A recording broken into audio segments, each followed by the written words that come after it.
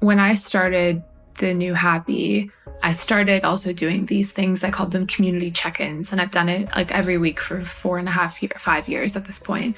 And I remember I got a bunch of responses back and I said, like, hey, what do you need some help with? And people respond. And people kept saying, I don't feel like I'm good enough. I'm not worthy. I feel ashamed of myself. I'm struggling with accepting myself. And I went, oh, I thought that was just me. After doing that for all of these years, it is still the thing that people most struggle with. Old Happy is society's definition or conceptualization of happiness that we're conditioned into from a very early age. And it's also then enforced as we get older and incentivized through things like the media or through institutions and things like that. I have broken Old Happy down into these 3 core lies. What I have discovered through my work is that all 3 of these not only fail to make you happy, but they actually succeed in making you miserable. This episode of the Kintsugi Podcast is brought to you by Pause, Breathe, Reflect, which can help you bring mindfulness to your everyday moments.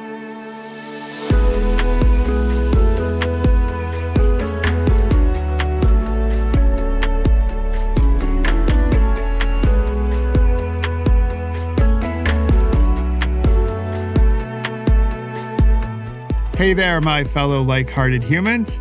It's Michael, and this is the Kintsugi Podcast. So how are you doing today? How's your central nervous system?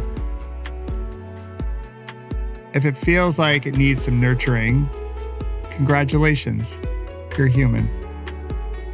So if you feel like your central nervous system needs some care, this week's story of connection is the ticket for you. And my hunch is you're going to want to share this with your friends, family members, and your colleagues. Because so many of us have been burdened by the old narrative of what happiness was supposed to be, the old version of happiness. And today, we're joined by someone who's redefining happiness, a new happy, if you will. She's a like-hearted human, just like you. She's stubborn. She procrastinates. Who doesn't? She's creative and curious, and she's putting a beautiful ripple into the world right at the moment where the world needs a beautiful ripple. Her name is Stephanie Harrison, and she is the beautiful human behind New Happy. You might know her work from Instagram or LinkedIn. And now she has a new book out where she shares her philosophy around happiness and how to make it a way of living. And I can't wait for you to meet her. So if you're ready to do just that, settle into a comfortable position and take a healthy breath in and a releasing breath out. And get to know Stephanie Harrison.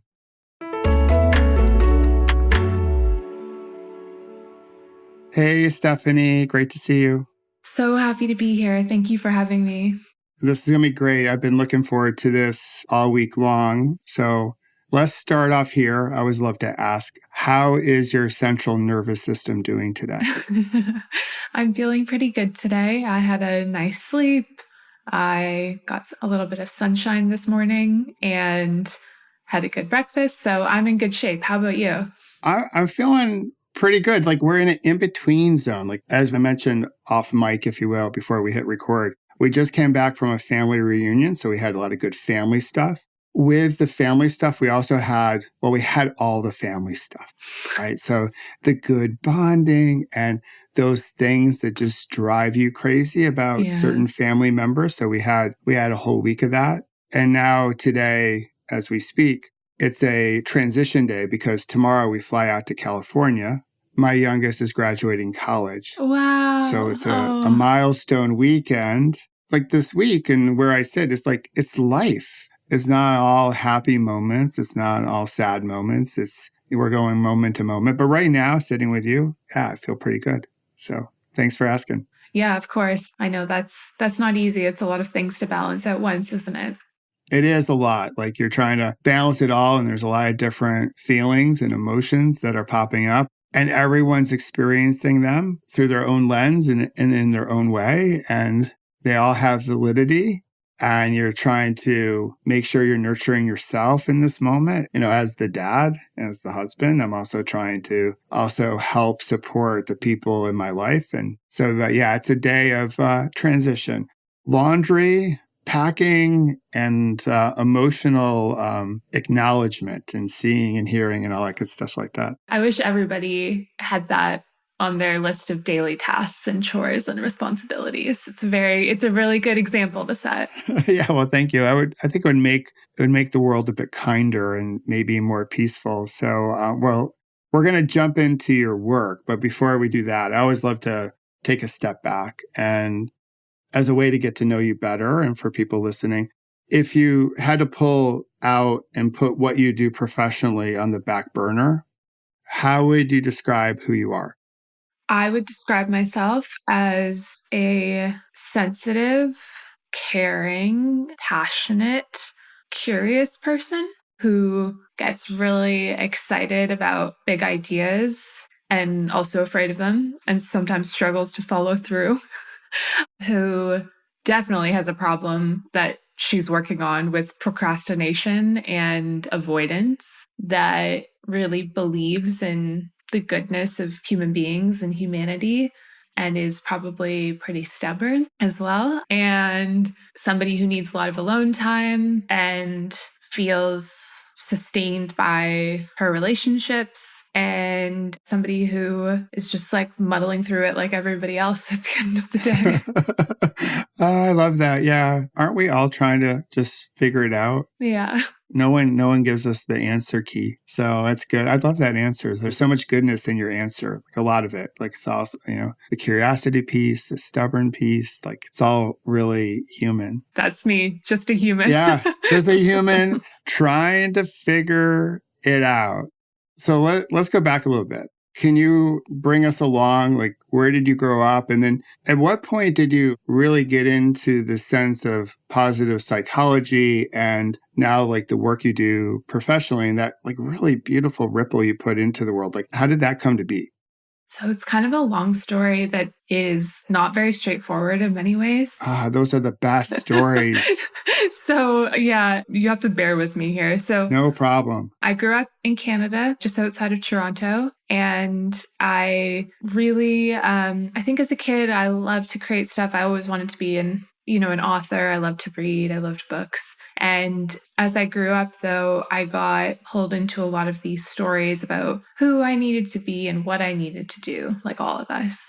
And I ended up listening to those and following them and using them to direct my life. And ultimately, that resulted with me graduating from, a great school, getting a fancy job, doing all of these things that I thought would make me happy and ultimately being really miserable and struggling with my physical health, my mental health, my relationships, my sense of hope for the world, kind of in every way. And it was that experience that actually inspired me to want to study happiness because I thought, am I the only person who's getting this wrong?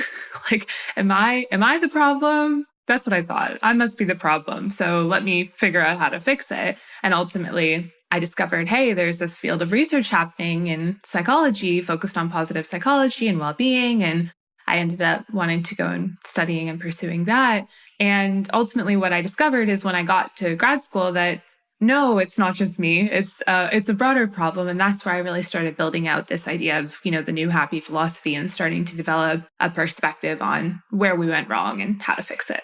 I love it. You don't know this about me, but I'm not sure if you're a baseball fan, but I am the world's biggest Toronto Blue Jays fan. No way. So yeah, huge. So I grew up on the other side of the pond, Lake Ontario from you. I grew up in Rochester. And so oh my gosh. Toronto was the first big city I had ever visited when I was a kid. And so wow. My family jokes with me that I'm part Canadian. I love that. We will take you. We will adopt you. Believe me, over the years politically in this country, I've tried to figure out how to get up to Canada. And like, I figured like that's the pathway, but it's not so easy. So it isn't, is it? Yeah, I know. I've had my moments of being like, I'm grateful I've still got my Canadian passport. Yeah. And what you shared, like that whole script that we're given, like when we're younger, like this is the pathway to happiness. You get all the gold stars, you get all the status things. Yeah. And hey, Steph, you're going to be happy. Totally. That's how I felt. And I know growing up, I didn't know how to process any of my sort of maybe unpleasant emotions, like really human emotions, but anger and frustration and insecurity. So my analogy is I put those rocks in my backpack and I just carried those around with me until it was just so heavy. And then I had my accident that gave me like that insight, but I didn't know. Did you have a particular aha moment when you're like, folks, this ain't working out. Like I didn't get the memo or like I'm doing it wrong. Did you have that moment where like, hey, we got to change here? And you looked in the mirror? Yeah. For me, I was lying on my bedroom floor sobbing after having had a panic attack that day and hating my life basically and thinking I messed up. Really, it was a moment of, it felt more like a bubble, like a little tiny bubble of curiosity of I wonder what's going on here. And maybe that was the first moment that I stopped shaming myself for being unhappy and actually switched into curiosity about it. And that's what unlocked it for me, allowed me to start to do something about it rather than continuing to beat myself up for my perceived inadequacies. Yeah. God, we do talk so harshly to ourselves, right? Yeah. I think it's one of those secrets that's not much of a secret, but I know you go into corporations and you obviously talk and reach out to, thousands and hundreds of thousands of people each day.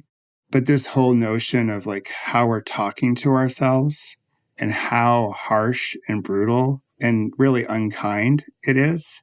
We never want to admit that we're actually doing it and we don't want to share like what it sounds like. But from the most junior person at a company to the highest level, we all have this dialogue going and it can be quite harsh. Yeah. And shameful. And I think it's keeping us away from our full potential. It's certainly keeping us away from experiencing happiness. Yeah. It's so true. When I started the new happy, I started also doing these things. I called them community check-ins. And I've done it like every week for 5 years at this point.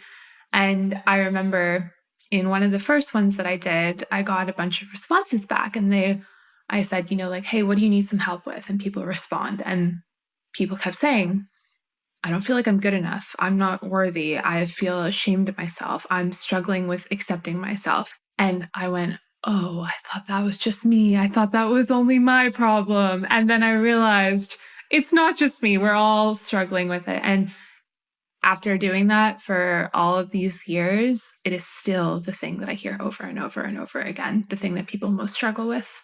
Yeah, especially in today's environment, more so. Yeah. What we struggle with is that narrative. And yeah, we're not alone. We're not alone. So when you come out with new happy as you have, it does suggest that there's an old happy. So let's first define like what and how you see as the old happy. And in that, I'd love for you to share your definition of happiness. Yeah. So old happy is society's definition or conceptualization of happiness that we're conditioned into from a very early age. And it's also then enforced as we get older and incentivized through things like the media or through institutions and things like that. And so I have broken old happy down into these 3 core lies that it tells us. The first is that you're not enough and, there's something wrong with you. You have to fix it. The second is you have to achieve and follow a specific path. Often that is presented as the solution to not being good enough is, acquiring your enoughness through what you achieve. And then the third is that you're separate from other people. So your happiness is all about you. You're on your own. You can never lean on other people. You have to shoulder all of your burdens by yourself. And ultimately, at the end of the day, it's kind of that nihilistic view of you're born alone and you die alone. And what I have discovered through my work is that all 3 of these not only fail to make you happy, but they actually succeed in making you miserable. And so the first part is really about learning how to unwind all of those lies so that you can discover the truth, which is that you're worthy as you are, and you have these extraordinary gifts within you, and expressing them is what will help you to experience the greatest growth and satisfaction. And then, most of all, expressing them in order to help and support other human beings because you are connected to them is what will bring you the greatest happiness, but also transform the world for the better too. I love that. You mentioned those 3 myths. Really, when you look at, and I don't want to put this all in the hustle culture that's out there, but I do think that's helped accelerate our unhappiness as opposed to amplifying or supporting our happiness, because the hustle culture will say you're not doing enough, especially around as it relates to social media. You're not putting enough content out there. You got to be hustling more. You're never going to be enough. You just got to keep on doing it. And so we're always coming from this deficit and this desire to be seen, and so it's this desperation to be seen and heard and liked, so that enoughness. So hustle culture amplifies that. We might reach certain plateaus. I discovered this in my corporate career. I got promoted. I got the car and all that stuff. And I was happy for about 3 days. Yeah. And then there's the saying, next level, new devils, right? So then it was that feeling of feeling proud or happy, or how you want to say it, flew away. And then I went back to not being enough. So then you're always chasing that. And then this whole notion of you got to pull yourself up by your bootstraps and just do it on your own. And, don't ask for help because that's a sign of weakness, where really it's a sign or a statement of being connected to someone, to say, hey, when you ask for help, it's I'm not done yet. I just need a little support. It's actually in the spirit of Kintsugi and connection. So I love those 3 myths that you share. Thank you. Yeah, you've nailed it with your description. There's this saying in the field of positive psychology that comes from one of the founders, Chris Peterson, who sadly passed away before I ever had the chance to meet him. But he says that positive psychology can be summed up into 3 words: other people matter. And it's kind of like a mantra for people in the community. And when I was at school, I kept hearing it and I kept thinking, why? What's the deeper? Obviously, those 3 words are very meaningful, but what's happening beneath the surface there that makes it that other people matter, sums it all up? And I eventually realized it's about helping. That's how we sustain our relationships and our connections, is through the act of giving and receiving. And we have such an allergy to the idea of dependence in our society. It's so embedded in, our individualistic culture. And the idea that you should need somebody is conditioned into you from a very early age. I just found a study recently that showed that kids as young as 7 have stopped asking for help because they don't want to be perceived as weak. Oh. Wow. And so again, what are we supposed to do as adults who have many, many, many more years of experience and conditioning laid on top of that?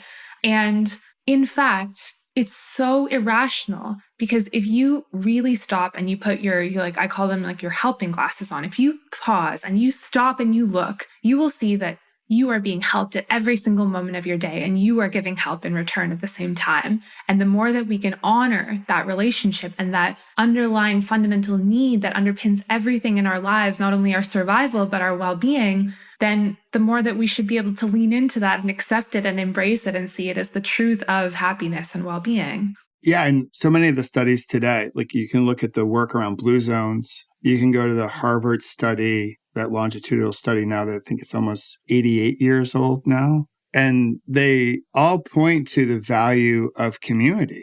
And we don't nurture it through our adult life because we're so busy working and trying to do more and figure it all out. We don't invest in those relationships. And then once the work is done, I think this is particularly true for men. Once the work is done, they think they have a whole bunch of friends at work.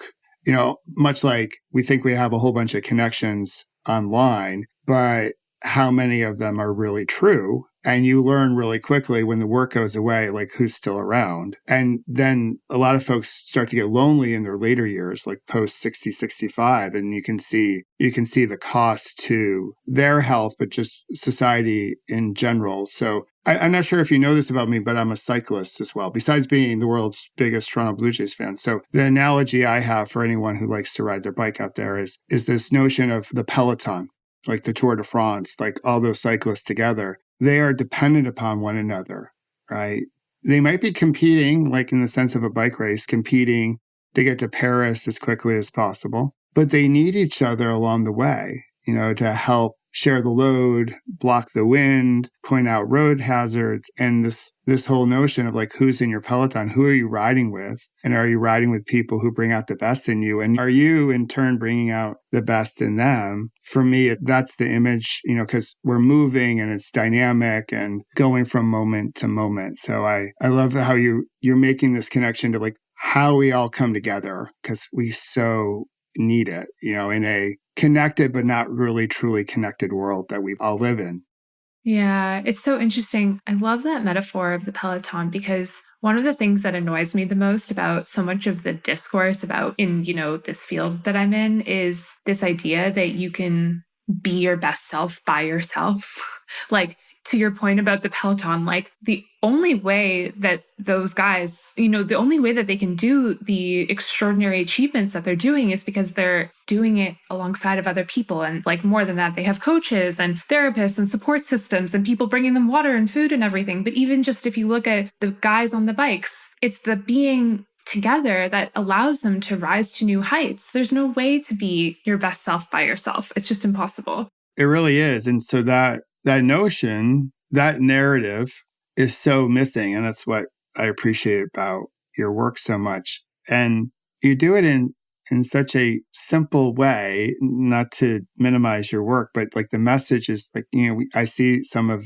your work on Instagram or LinkedIn, and I see the imagery and I'm like, oh yeah. And you break it down in such a beautiful, consumable way, simple, if you will, to make it easier to digest and therefore easier to apply to life. So it becomes a way of living and not just it's another transactional post. I look at it like I like it and then I move on and I don't do anything with it, which I know can be really frustrating for a creative to say you've put all this thought and energy into it and you really are hoping that people will take it and use it as a way to live as opposed to just like something they happen to see during the course of the day. So how did you decide to share your message through your artwork? Being a creative person, were you always artistic this way? Like how did your style come to be? I'm really curious about that. No, I wasn't. I always loved art and I used to love it, in school and all that stuff, but I never really allowed myself to take it seriously or to imagine that it was something that I could do. And I wanted to come up with a different way of communicating to do exactly what you just described, because I have read a lot of stuff that I've forgotten and never really internalized, and often it's either like you have to get people in like the right mental frame, which you can't control. You can't have any power over that. So that's just chance. Or you have to meet them where they are. And so I thought, okay, let's meet people where they are. And I started thinking about the ways that I see some of these concepts in my head. And forever, I have had this kind of visual thinking, ability of seeing things in pictures and having these abstract representations in my head. And so I started thinking about how I might share those. And I had no background in art or design. I had to teach myself how to use all of the tools, and I had no idea what I was doing. But it was very intuitive, and it was also very motivated in many ways by trying to give people something that really helps them. And it sort of just like started pouring out of me, not in the same form that it takes today. It took me a little while to figure out the style and the way that I wanted to communicate it and the visual language and everything like that. But now with, like several years under my belt of doing it, it's almost like I have this little dictionary in my head of these symbols and stuff and how I like to use them to communicate. And I think people who follow the new happies work they sort of get that and like pick up on it even without realizing it. Like, oh, this means that, or, this connects to that. And that's been a real joy. And to be honest, I never thought that they would resonate with people in the way that they did. I thought people would think I was really weird and that they were childlike and silly and embarrassing and all of that kind of stuff. But as you said, like, as it turns out, the simplicity seems to be the important part about it in many ways. So yeah, it was all very, very surprising to me. Yeah, there's a playfulness to them.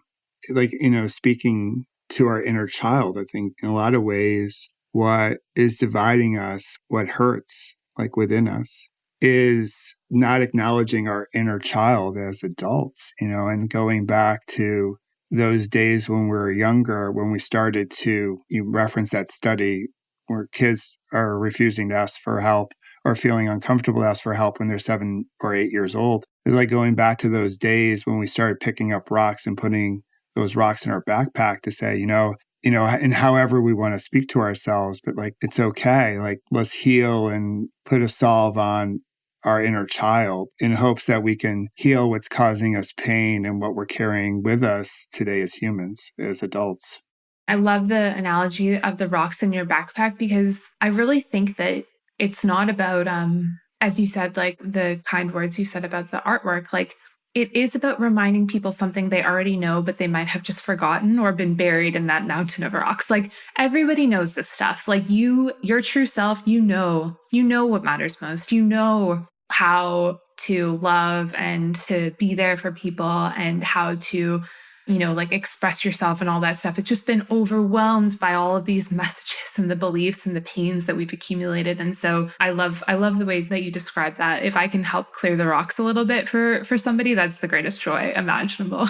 Yeah, just make the backpack a little bit lighter, because when we're carrying around so much burden or weight and we're trying to rush around with it, which we're trying to do, it's almost impossible to truly hear and see and say, you know what, as a human, I love you, I appreciate you. We might see the world completely different, and that's okay. Like, your perspective has validity as well as mine, but we're going so fast that we're missing each other and we're missing a chance to connect.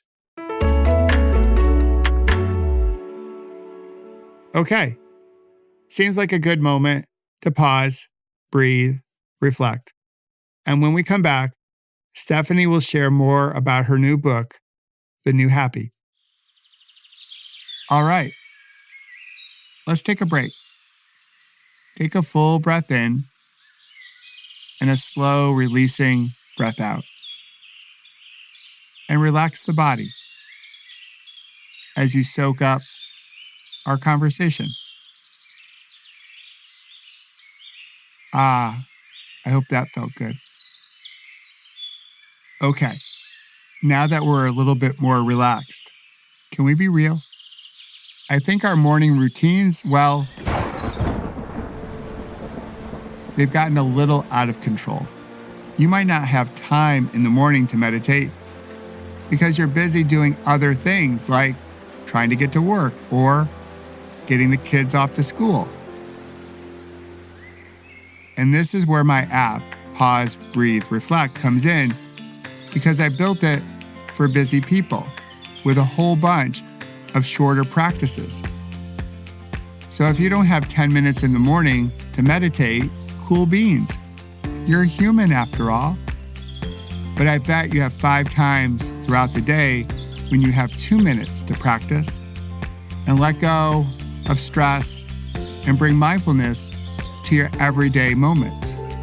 So today, download Pause, Breathe, Reflect for free and begin to stress less, sleep better, and join a community of like-hearted humans rippling something worth rippling into the world. All right, let's go back to our conversation and celebrate the Kintsugi within us all. So as we sit here, we're on the cusp of your book release, which is really cool.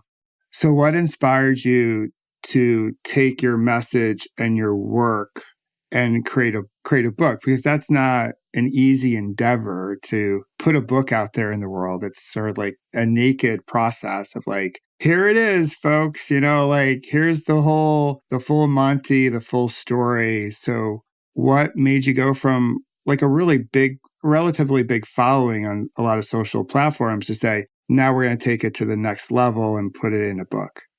It's kind of interesting because I feel like I sort of did the opposite of what I think a lot of other people do, which is I had developed this philosophy of happiness and I didn't know how to share it. And so I started carving out tiny little pieces of it and sharing it through like our newsletter and social media and podcasts and everything like that. So I was kind of like skimming off the top for the stuff that I thought people would use in their daily life, but it was always motivated by this sort of bedrock of ideas underneath it. And I think that people who have followed my work for enough time probably have a good idea of some of the bedrock just through the exposure of the ideas, but I've never actually given them like the core manual, so to speak, right? That like lays all this out and gives them the context and the science and the history and the implications. And so I always wanted to do that, to give people this like step-by-step guide, essentially something that would help you go on this whole journey and guide you through it.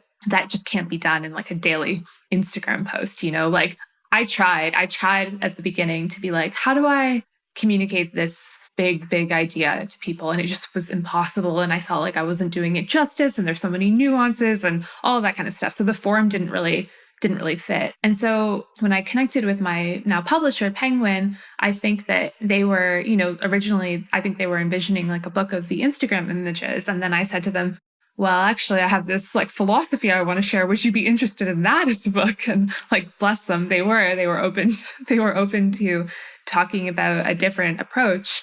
So the book is like, I wrote it to give you everything that you need to know about happiness. It's like I've tried to condense 10 years of research into less than 300 pages and give you the step-by-step guide. And then once you have read it, if you go back and look at the daily content, I think you'll be able to see it with a deeper understanding, and might even affect you more in some ways, because now you can see like, oh, this is where it comes from.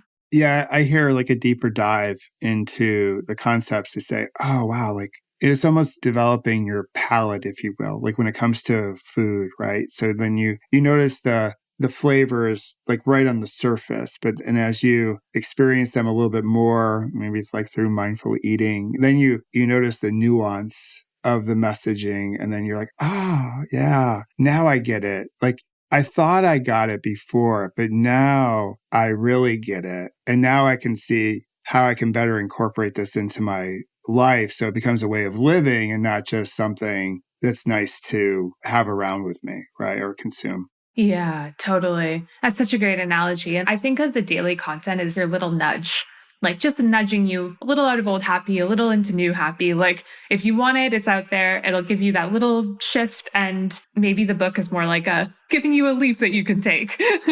Yeah, I think we need the image that just popped up for me, Stephanie, is the game Chutes and Ladders, right? So there's sometimes, you're going along the Chutes and Ladders board and you're moving like a square or two at a time. That could be your Instagram posts. Totally. I love that.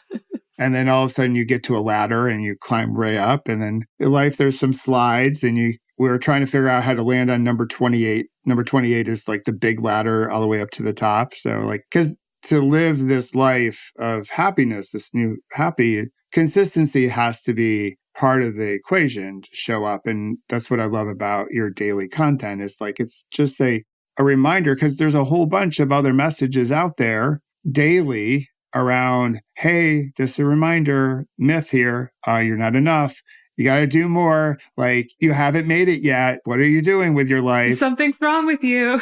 Yeah, something's wrong with you. You're crazy. Yeah. And just, if we can just like take a deep breath and be like, you know what? You're okay the way you are. You're fully enough. And all your status symbols and number of followers you have doesn't make you the full person. Like, you already are full. So as people read the book, obviously I want people to buy the book.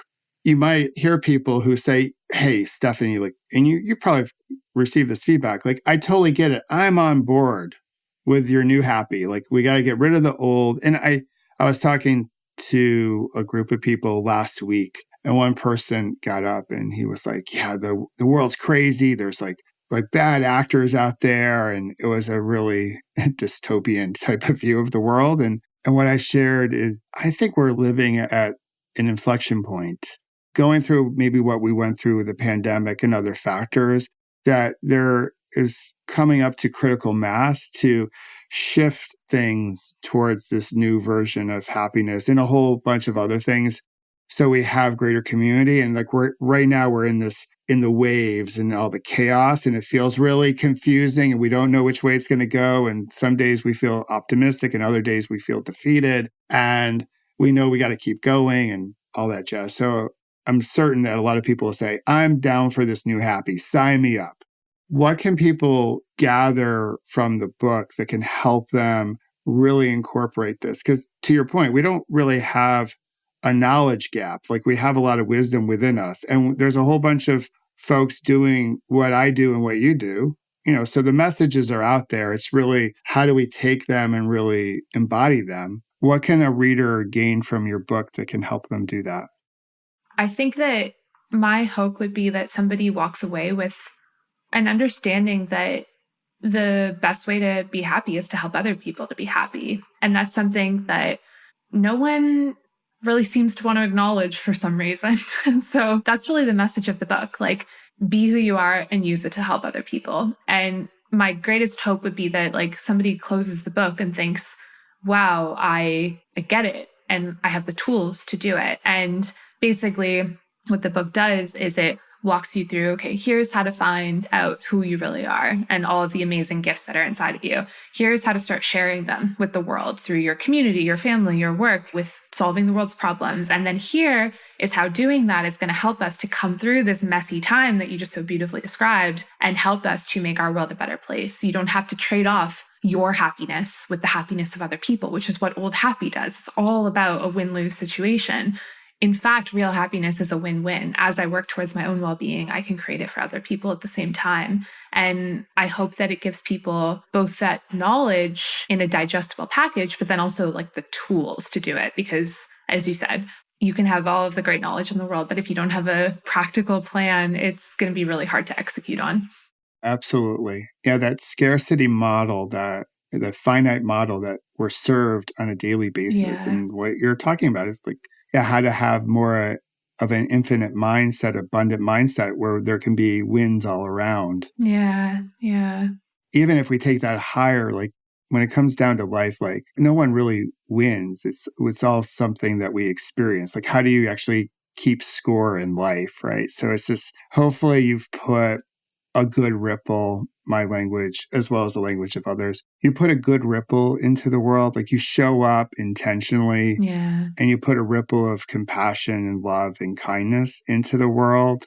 You see other people. Sometimes you need help, and other times you're the person asking for help. And then going back to that African proverb, if you want to go far, you go together, right? So we travel together, even in what seems like, and maybe what is, a very divided world. But I do believe that when you pull that away, because that's a lot of times based on a political narrative, when you get with people, even people who disagree with you, say politically, I do believe we want the best for each other. And there's some people that don't want that. I don't want to be naive. There's some people that really do want to take their turf and expand it and see some people as less than. But I think a vast majority of people see people and say, hey, you know what? We're all trying to figure this out. We all want to try to be happy. And how can we find a way to come together? Yeah, I agree. And like going back to kind of the message of this podcast, those people who do want to take more and don't want to think about other people, like, weren't they hurt because no one was there to help them patch up their broken pieces? No one was there to support them. And now they think that the only way to cope is to try and break other people down. Like, ultimately, it's just a hurt person underneath there. Yeah, the saying, like, hurt people, right? And healed people, heal people. And that message, which you just shared, is so true.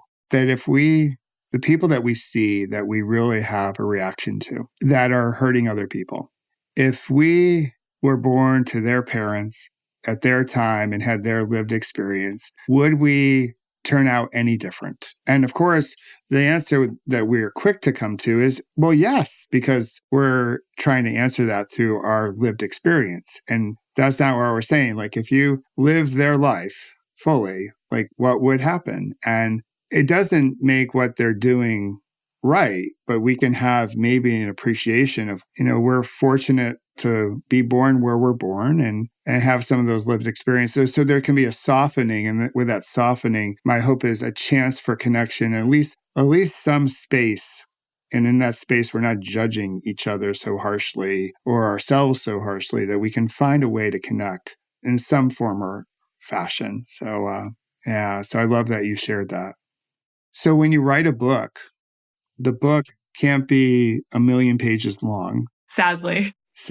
So are there things that you have edited out of the book that, like, right now you're like, maybe that would have been really cool to, like, keep that in? Like, is there anything that comes up, knowing that, you'll get a full reaction here in a few weeks from people, but is there anything as you sit here right on the release of the book, you're like, I wonder if I should have taken that out or not?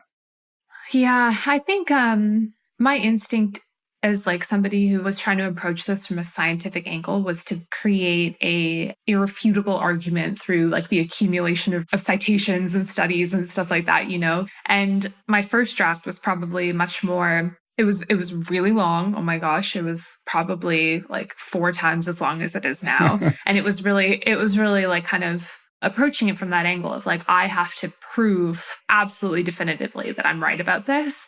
And it ended up being, like, very unreadable, very inaccessible, very, like, kind of pedantic and annoying in many ways. And so I had to trim all of that down. So I have enough research in there to say, like, here is where I'm kind of making these arguments from, and here's some data to back it up.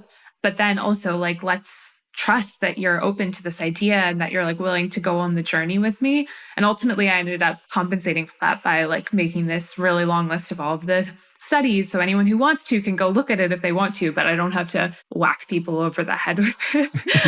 So that was probably the right call. In terms of stuff that I cut, I ended up having to cut a couple of chapters. I'm going to give them away as bonus chapters and stuff for people, because I still want them to have them. Like, one is about how to use your gifts with your friends and family, which I think is really important, because those are the relationships in our lives that really sustain us. So ultimately, just because the book ended up being already long enough, we just had to trim some of that stuff down, to make it fit.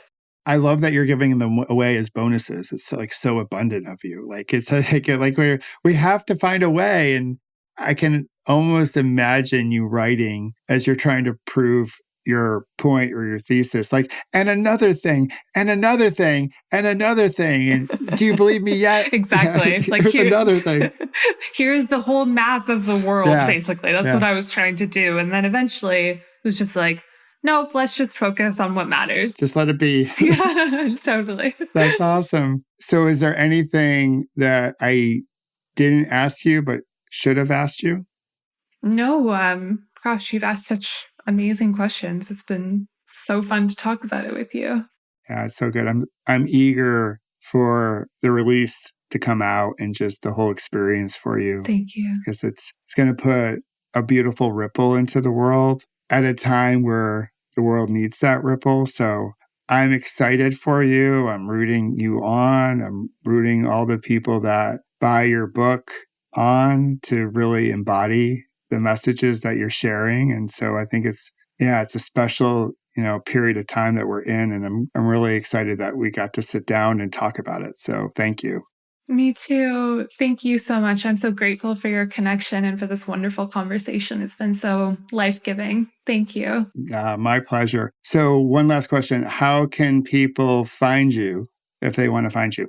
Probably the best place is our website, which is thenewhappy.com. And that includes links to the social and the book and all of that fun stuff. Very cool. And since this is a podcast, I have an obligation to put a whole bunch of links in the show notes. So I'll put a whole bunch of links in the show notes and like Thank you. what every podcast host says, like links in the show notes. And then you say that and you wonder, does anyone actually go to the show notes? But, just in case, all the links will be there. Well, Stephanie, thanks for really celebrating our Kintsugi spirit. I think, again, as I mentioned, what you're sharing helps us heal in that Kintsugi spirit so we can show up and really celebrate our golden symbols of strength and resilience. So I so want to thank you for being part of our Kintsugi spirit here. And thanks for joining us.